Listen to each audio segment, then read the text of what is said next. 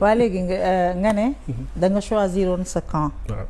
fii dëkk bi tollu woon. waaw aujourd'hui ñi nga xam ne ñoom nga jàppoon ne ñoom ñoo nekkoon dans la vérité à tes yeux tey ñoom ñoo accéder au pouvoir. Exactement. Mais balaa ñuy wax ci seen gestion ak ci situation actuelle bi booy def le bilan de l'action politique de Macky Sall dans le domaine de la santé lan mooy sa appréciation de son action dans ce domaine-là?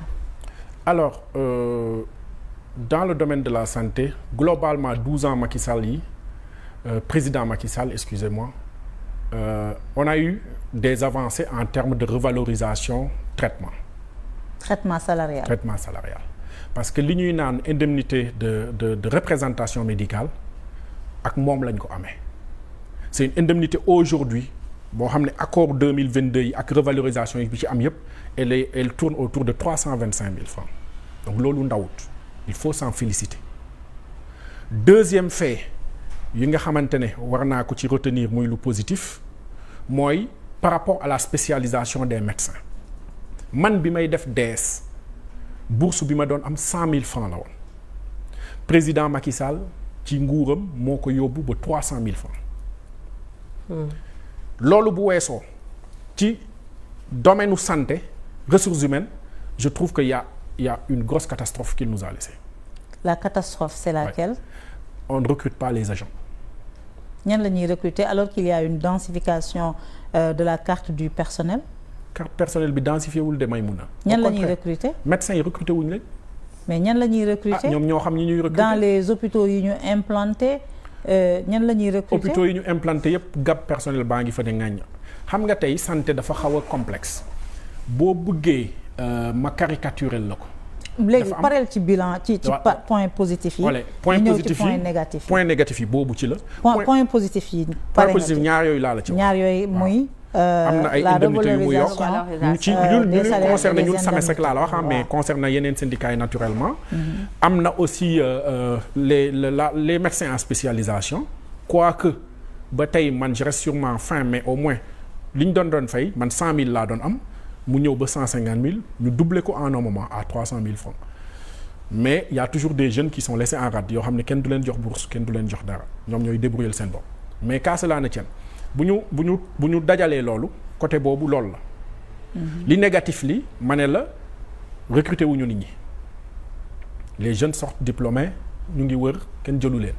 Deuxième élément lu négatif et foofu laa gën a appesantiru mooy. Le coût de l'infrastructure médicale sous Macky Sall. Mais avant le coût de l'infrastructure, la densification de la carte sanitaire. Ouais. Parce que sous Macky Sall. bari na hôpitaux yu bari yoo xam ne. de niveau 1 yoo xam ne tabax nañu ko. oui même niveau 2. voilà niveau 2 yi sax ñoo ëpp. c'est-à-dire ce sera Sédhiou ce sera Kédougou yooyu ñu ay niveau 2 lañ. c'est-à-dire hôpitaux yooyu moom laa lay wax c'est-à-dire si benn. point bi di nga ci am du bien am ci. ni ñu densifier carte bi.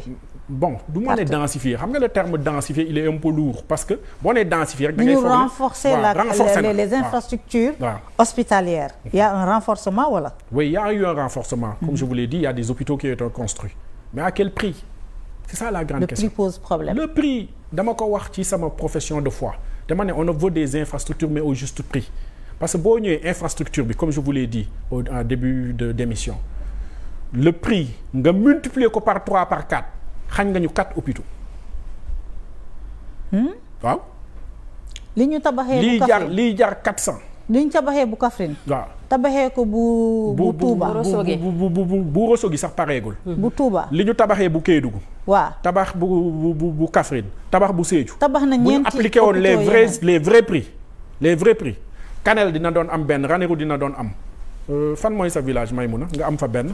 Palmarin. Palmarin da doon am surfacturation. Ouais, mais ça rapport yi génne sama papa dafa fiir sax moom sama papa dafa fiir xaaral ma ne Palmarin ak ficelle. voilà di nga doon am benn Palmarin am benn ficelle donc loolu laa lay wax que loolu man c'est vrai ci bët tabax nañ avec le jargon qu'il fallait hôpitaux de dernière génération machin mais hôpitaux yooyu ana ressources humaines yi ko nar a animé. mais sur le coup.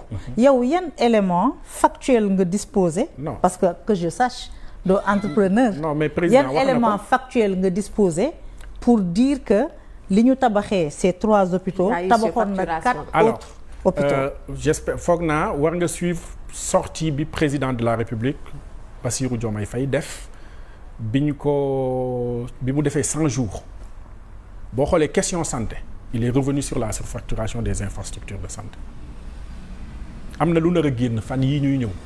lan la noonu mais may ñu la prime non du ma leen jox exclusivité du sama rôle. li nar a génn fan yii di ñëw. dina wone les vrais coûts de ces infrastructures. c'est l'audit. waaw un audit a été recommandé. ci infrastructure yooyu donc audit bi. dina wone les résultats de cet audit là. dina wone loolu. dina wone ne génn. dañu surfacturer infrastructure yi. te boo ko surfacturer rek mooy xañ nga nit ñi hôpital benn nga leen di jox alors qu'ils auraient pu en avoir 2 3 loolu laay wax ne mënuma ko considérer comme un bilan positif donc loolu mooy passif bi fi ne ça bout de partout. et en plus hôpitaux yooyu joxuñ leen. le personnel nécessaire. joxuñ leen ressources humaines nécessaires yi. pourquoi ils ne recrutent pas. ça personne ne peut te dire lan moo tax xam nga tey fonction publique sénégalaise santé bokk na ci ñi ki fa gën a néewle éducation ñoo fa. éducation moom ñoo écrasé la fonction publique. c'est assez important pour un pays l'éducation donc ñu ngi leen di en tout cas delloo leen di ndokkeelaat encore mais santé aussi. alors que ñaari secteur la yoo xam ne ñun bëriwuñu. ñoom ñoo waroon a toppante. ñun fonction publique éducation si mes rapports sont bons ils nous doivent nous multiplier 16 fois dans la fonction publique. 16 ouais. C'est beaucoup. Parce que les effectifs actuels effectifs yi waaw ñun gars yi duñ ñu recruter c'est ça le problème majeur problème yi ngay dégg coow li jàppante fii xuloo yi fii jàppante lépp c'est parce qu'on ne recrute pas médecins yi tey boo ñëwee mairie yi municipalité yi nekk di recruter CDS yi comité de développement sanitaire yi nekk di recruter médecin ku def doctorat am ba pare ñu lay jël ay gardak tey liggéeyal tey ma fay la journée bi liggéeyal suba duma la fay. ainsi de suite moo tax ñuy uti à l'étranger. et ça on nous parle de la fuite des cerveaux loolu moo koy engendrer. te xam nga fuite des cerveaux bi man dama yàgg di ko wax.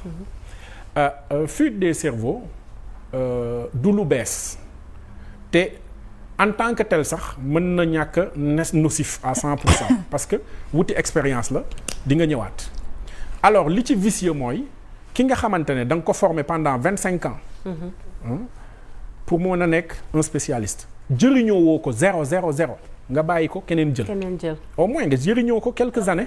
Sénégal qui a investi. qui a investi exactement. qui a investi et ça. mais est-ce que vous avez posé le problème du non-recrutement au ministère de la santé. loolu moo jiitu ci suñu plateforme revendicative loolu moo ci jiitu recrutement bi. et parce que ñoom qu'est-ce qu'ils arguent day yóbbaale les jeunes médecins yóbbaale les médecins qui sont en spécialisation yóbbaale les médecins qui sont dans les collectivités territoriales parce que tey boo xoolee Dakar c'est Dakar qui concentre le plus grand nombre de médecins dans les collectivités territoriales Dakar il y a une cinquantaine de médecins dans les collectivités boo leen sommee ñoom ñëpp muy ñi district yi di employé CDS yi on est presque autour de 150 médecins yoo xamante ne ñu ngi foofu état recruté wu leen donc ñooñu tey même gestion de leur carrière ça pose problème tey ñu ngi may signaler tey dans la journée ay secrétaires municipaux yuy jël di muter ay médecins biir Dakar comme bon leur semble alors que même dans nos départements c'est les préfets eux-mêmes qui ont cette prérogative c'est-à-dire même médecin chef de district bi amul prérogative même muter les infirmiers préfets yi lañ ko jox pour des médecins ñuy bàyyi cette situation gestion carrière bi avec les municipalités ça pose problème ça aussi on a posé sur la table wax nañ ko. alors ñu continuer sur les points négatifs du bilan de Macky Sall dans le domaine de la santé alors le problème du recrutement le coût des infrastructures ak lan. bon li des c'est vrai que c'est d'une manière globale les professions soignantes n'attirent plus Maïmouna profession soignante attiré tuñu c'est-à-dire médecin tey da nga gis médecin bu génn sax mais day daw faj bi. day bëgg a dem toog ci bureau bi. day bëgg a dem defi leneen lu dul faj parce que aussi am nañ ay yeneen bànqaas ñun. c'est-à-dire on a d'autres aspects de notre métier qui ne pas forcément être praticien parce que différence médecin ak praticien loolu la praticien mooy médecin bi mais di faj loolu mooy praticien médecin biy def leneen du praticien mais médecin la. et la faute à qui? mais la faute à un environnement qui ne favorise plus en tout cas que vocation yi éclore xam nga tey ku dugg fac médecine def 8 ans pour am doctorat boo amoon li nga bëgg ngay tiim malade di régler ay soxlaam di ko faj. parce que loolu mooy vocation initiale bi la fay indi boo détourné woo vers leneen rek c'est parce que les professions soignantes n'attirent plus les professions soignantes ne paient pas leur homme c'est-à-dire tey man par exemple ma jox la benn exemple man bu ma jógee Matam ñëw ñu woo ma réunion Dakar ma ñëw réunion wala ma ñëw séminaire wala ma ñëw atelier cette activité me rémunère plus que ma toog Matam faj malade. ba fin du mois. waaw que ma toog Matam faj malade ça c'est un problème may mun a tey boo xoolee la propension des médecins à aller faire autre chose qu'aller soigner qu'aller faire de la médecine parce que médecine bi c'est large en dehors du praticien il y a autre chose il y a la santé publique il y a beaucoup de choses mais propension yu médecins yi di am pour génn sax da lay won loolu lu bari te loolu war nañ ko rectifier parce que bu ñu ko rectifier wul aussi carte sanitaire bi nga doon wax xam nga dafa am l'infrastructure buy conditionner l'offre de soins ak équipement yi muy àndal mais il y a aussi la ressource humaine bu mën a conditionner te ressources humaines boobu boo koy étudier tey doo compter rek Sénégal am na tant de médecins non da ngay xool ñiy faj parce que ñiy faj a tax ñuy wax offre de soins mooy joxe faj donc offre de soins boobu bu ñu deful attention renverser la tendance on aura plus les années à venir un profil d'agents de santé de médecins plus particulièrement pharmaciens et chirurgiens dentistes qui tournent le dos aux soins parce que soins dafa bëri risque tey li ñuy wax la responsabilité médicale mais soins moo tax ñu koy wax tey yow boo opéré wul boo dindiwul bëñ boo joxewul garab mais yaa tu cours pas un risque de nga def une erreur médicale benn erreur non bokkoo ci risque bi dafa courir au risque boobu alors que tey man mi nekk sama maternité tous les jours que jëfee maa ngi courir risque bi